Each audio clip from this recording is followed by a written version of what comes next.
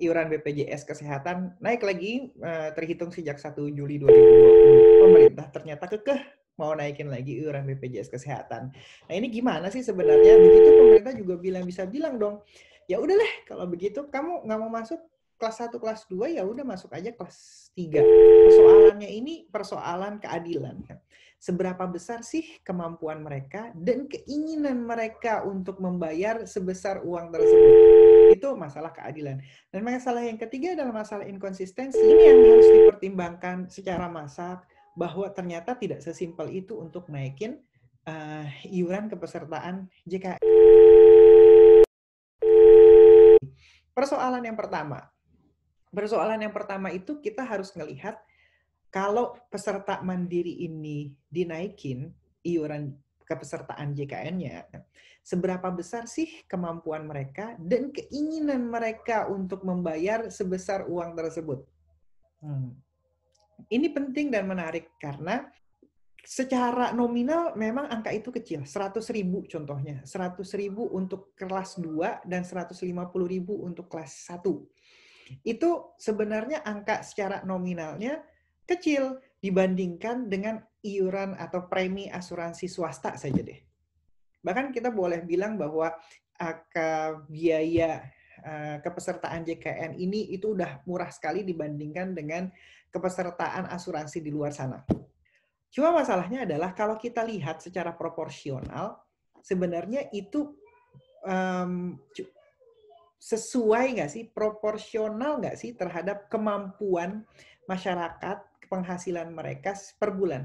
Contohnya begini, kalau misalnya satu keluarga punya ada 4 orang, penghasilan satu keluarga itu 4 juta per bulan. Maka kalau dia pilih kelas 2 semuanya, maka dia harus bayar 400.000 rupiah per bulan. Itu artinya sudah 10% dari penghasilan mereka. Kalau dia masuk kelas 1, dia harus bayar 600.000 rupiah per bulan. Itu berarti sudah 15% dari total penghasilan mereka. Nah, kalau kita mau hitung itu 10% atau 15% itu proporsional atau tidak, kita bisa lihat cost catastrophic health expenditure-nya sebuah keluarga, sebuah household rumah tangga. Kalau dia lewat dari 10% per tahun, itu udah dianggap sebagai biaya katastrofik sebenarnya. Nah, kalau dia udah kita anggap bahwa ini dibayar sepanjang tahun ya, berarti ini udah katastrofik, itu 10% terhadap penghasilan keluarga per tahunnya mereka. Nah, dan yang kedua sebenarnya persoalannya ini persoalan keadilan. Contohnya gini, PNS dengan gaji dasar 4 juta rupiah, dia udah bisa masuk kelas 2. Kan tadi dibilang ya udah kalau kamu nggak, kalau itu dianggap katastrofik ya udah turun aja jadi kelas 3. Oke, itu tampak rasional, tapi sebenarnya itu adalah ada masalah keadilan di situ. Contohnya gini, jadi kalau saya jadi PNS, gaji saya udah di atas 3,5 juta, misalnya gaji pokok saya udah 3,5 juta, maka saya berhak mendapatkan layanan kesehatan kelas 2 minimal. Ya, padahal yang diambil dari gaji saya cuma 5% dari gaji saya untuk bayar iuran. Dan 5% itu dibagi lagi. 2% saya sendiri yang bayar, 3%-nya dibayar oleh pemberi kerja.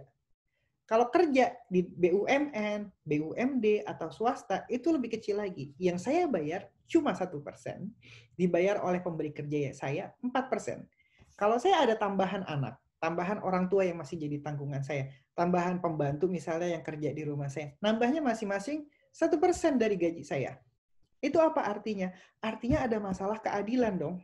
Iya, bahwa orang yang selama ini jadi bayar lewat jalur peserta mandiri, ternyata membayar secara proporsi, mereka membayar jauh lebih besar dibandingkan orang yang selama ini dibayar oleh pemberi kerja mereka. Itu masalah keadilan.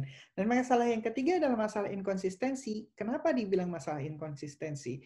Karena secara filosofis, ini, kalau kita mau lihat jaminan kesehatan nasional, secara filosofis itu kan sebenarnya kita berupaya untuk meminimalisir gap atau kesenjangan orang yang selama ini tidak tercover oleh jaminan kesehatan.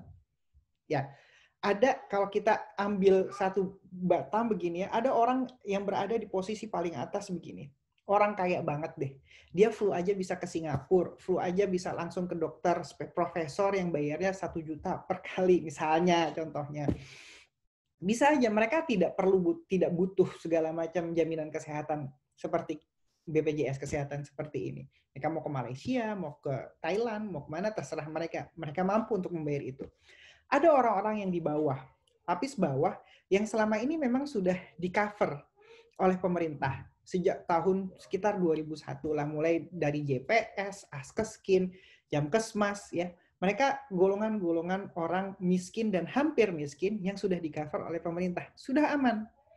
Orang yang dibayarkan oleh pemberi pekerja mereka, PNS, BUMN, BUMD, swasta, dan lain-lain, itu juga sudah aman. Dulu ada yang namanya jam sostek, sekarang jam sostek dilebur. Mereka udah aman. Masalahnya adalah orang-orang yang selama ini kerjanya di sektor informal. Mereka nggak dibayar gaji, dibayarkan asuransi kesehatannya oleh pemberi kerja mereka. Selama ini mereka ada di sini. Ya, kalau mereka nggak sakit, aman hidupnya. Kalau mereka sakit dan ternyata sakitnya berat, contohnya aja harus cuci darah, sorry. Mereka harus cuci darah setiap bulan. Habislah uang mereka untuk cuci darah kalau mereka harus ngeluarin uang dari kantongnya sendiri. Maka berusahalah ini pemerintah berupaya untuk menyedikitkan proporsi orang-orang seperti ini. Nah, kalau kita pakai skenario yang tadi, dinaikin, ternyata proporsi terhadap proporsi terhadap penghasilan tahunan mereka atau bulanan mereka jauh lebih besar dibandingkan orang-orang yang selama ini sudah di-cover, itu kan jadi tidak konsisten. Gimana cara attract mereka untuk masuk ke asuransi kesehatan maksud saya? Kan ini jadi tidak konsisten. Oh, kalau saya mesti harus bayar lebih banyak. Oh, kalau begitu pemerintah juga bisa bilang dong, ya udahlah kalau begitu kamu nggak mau masuk kelas 1, kelas 2, ya udah masuk aja kelas 3. Oke? Masyarakat bisa bilang ya udahlah kelas 3 aja. Tapi itu juga masalah. Ada masalah lain di balik itu. Apa masalahnya? Kalau ternyata yang selama ini ada di kelas 2. Nih, contohnya kelas 2. Terus dia masuk anggaplah setengah orang dari sekian puluh juta yang ada di kelas 2, terus pindah ke kelas 3. Gapnya dari 100.000 jadi 22.500. Berapa yang diharapkan? Tadi kan ada potensi peningkatan dari 55.000 naik ke 110.000, kemudian turun jadi 10.000. Jadi kita anggaplah bahwa penurunannya dari 55.000 ke 25.000. Jadi ada potensi loss 25 ribuan per orang, per kepala, per bulan. Nah, kalau pemerintah mengatakan bahwa defisit ini harus ditanggulangi, ternyata kemudian pemerintah juga bilang, kalau kamu nggak mampu, ya udah pindah aja kelas 3. Itu jadi inkonsisten. Tadinya mau nutupin, tapi ternyata nggak nutupin. Orang yang tadinya harusnya bayar 55.000 saja, jadi bayarnya 25.500. Ini gimana sih? Gitu logikanya. Anggaplah bahwa memang tidak 100% pindah ke kelas 3. Anggap saja 50%-nya. Jadi berapa besar tadi potensi yang sebenarnya dia ingin paling tidak hilang, tidak ditetapkan atau tidak hilang, ternyata jadi hilang 25 ribuan per kepala per bulan. Nah, ini kan harus dipertimbangkan. Apalagi kalau misalnya yang tadinya kelas 1, tadinya bayar 80.000, dinaikin kan jadi 150.000. Ternyata 150.000 mereka nggak mampu. Mau bayar 100.000 juga masih terlalu berat buat mereka. Akhirnya mereka turun ke kelas 3. Jadi ada potensi loss 80.000 kurang 25.500. Gimana? Nah, ini yang harus dipertimbangkan secara masak, bahwa ternyata tidak sesimpel itu untuk naikin iuran kepesertaan JKN.